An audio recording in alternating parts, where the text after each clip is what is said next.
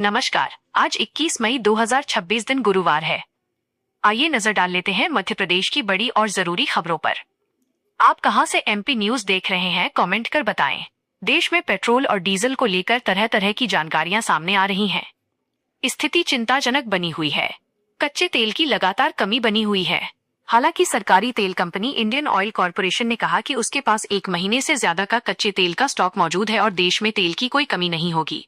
America Iran तनाव और Hormuz root प्रभावित होने से एलपीजी सप्लाई पर असर पड़ा है, क्योंकि भारत की 90% एलपीजी खाड़ी देशों से आती है। कंपनी ने बताया कि सप्लाई को संतुलित तरीके से मैनेज किया जा रहा है।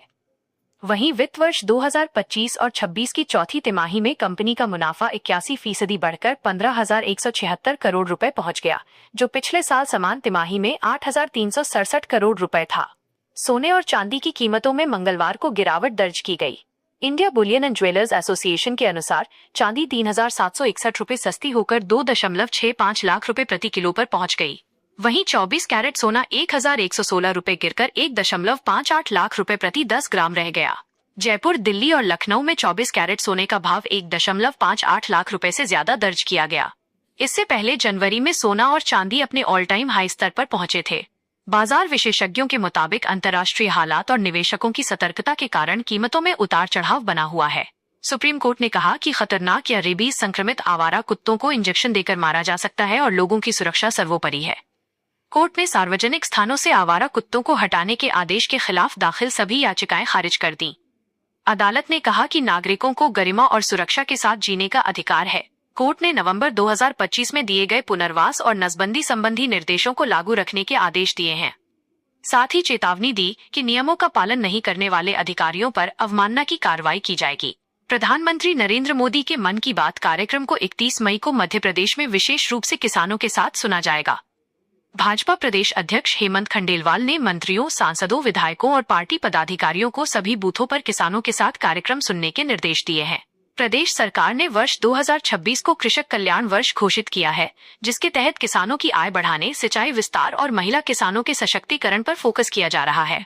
कार्यक्रम में महिला किसानों से जुड़े मुद्दों पर चर्चा होने की संभावना के चलते भाजपा ने बूथ स्तर पर तैयारियां तेज कर दी हैं। मध्य प्रदेश की ओपन जेलों में अब महिला बंदियों को भी रखने की तैयारी शुरू हो गई है। जेल मुख्यालय ने महिलाओं के लिए 10% आरक्षण लागू करने और पात्रता देने का प्रस्ताव राज्य शासन को भेजा है।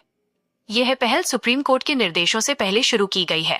डीजी जेल वरुण कपूर ने ओपन जेल नियमों में बदलाव की अनुशंसा करते हुए धारा 4(2)L हटाने का सुझाव दिया है। सुप्रीम कोर्ट ने राज्यों को 6 महीने के भीतर महिलाओं को ओपन जेल व्यवस्था में शामिल करने के निर्देश दिए हैं। प्रदेश में फिलहाल 8 ओपन जेल संचालित हैं, जिनकी कुल क्षमता 138 बंदियों की है। मध्य प्रदेश में जल गंगा संवर्धन अभियान दूसरे साल भी चल रहा है, लेकिन मनरेगा के तहत नए काम शुरू नहीं हो पाए हैं। पंचायत विभाग अभी पिछले साल के अधूरे कार्य ही निपटाने में लगा है। जानकारी के मुताबिक करीब 3.30 लाख पुराने काम अब भी लंबित हैं। बीते 6 महीने से मजदूरों और निर्माण सामग्री का भुगतान भी अटका हुआ है। हालांकि अधिकारियों का दावा है कि मजदूरों का भुगतान शुरू हो गया है और मटेरियल का भुगतान मई अंत तक कर दिया जाएगा। अभियान के तहत इस साल एक भी नया काम मंजूर नहीं होने से ग्रामीण क्षेत्रों में विकास कार्य प्रभावित हो रहे हैं। मध्य प्रदेश में भीषण गर्मी और लू का असर लगातार बढ़ता जा रहा है। मंगलवार को नौगांव प्रदेश का सबसे गर्म शहर रहा, जहां तापमान 47 डिग्री दर्ज किया गया। खजुराहो में 46.4 डिग्री और दतिया में 45.8 डिग्री तापमान रिकॉर्ड हुआ। मौसम विभाग ने अगले 4 दिन तक हीटवेव की चेतावनी जारी की है। प्रदेश के 22 शहरों में तापमान 44 डिग्री से ऊपर पहुंच गया। भोपाल में 44.2 डिग्री, इंदौर में 43.7 और ग्वालियर में पहली बार 45 डिग्री तापमान दर्ज किया गया। तेज गर्मी और लू के कारण जनजीवन प्रभावित हो रहा है। मध्य प्रदेश में बढ़ती गर्मी के बीच पेयजल संकट गहराता जा रहा है। कई गांवों में महिलाएं कुओं में उतरकर या सूखी नदी नालों में झिरिया खोदकर पानी जुटाने को मजबूर हैं। खरगोन के टेमला गांव में पिछले 1 महीने से जल संकट बना हुआ है और लोगों ने चक्का जाम भी किया। बैतूल के हरिमऊ गांव में नल जल योजना बंद होने और हैंडपंप सूखने से लोग गंदे कुएं के पानी पर निर्भर हैं। कई क्षेत्रों में लोगों को 2 किलोमीटर दूर से पानी लाना पड़ रहा है। ग्रामीणों ने जल्द स्थायी समाधान की मांग की है। प्रधानमंत्री नरेंद्र मोदी की ईंधन बचाने की अपील के बावजूद मध्य प्रदेश भाजपा नेताओं की वाहन रैलियों को लेकर विवाद बढ़ गया।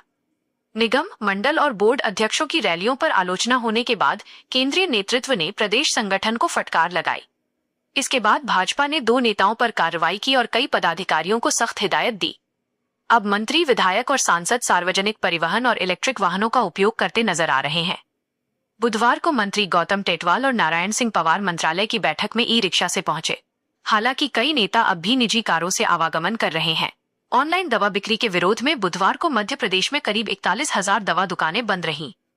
भोपाल में 3,000 से ज्यादा मेडिकल स्टोर्स इस बंद में शामिल हुए। सिर्फ अस्पताल परिसरों के मेडिकल स्टोर खुले रहे। All India organisation of chemists and druggists के आह्वान पर हुए बंद में दवा व्यापारियों ने ऑनलाइन दवाओं की गुणवत्ता और निगरानी व्यवस्था पर सवाल उठाए। बंद के कारण कई मरीजों और बुजुर्गों को परेशानी का सामना करना पड़ा। ग्वालियर समेत कई शहरों में लोग दवाएं लेने के लिए भटकते रहे और जरूरी दवाएं नहीं मिलने से चिंता बढ़ गई।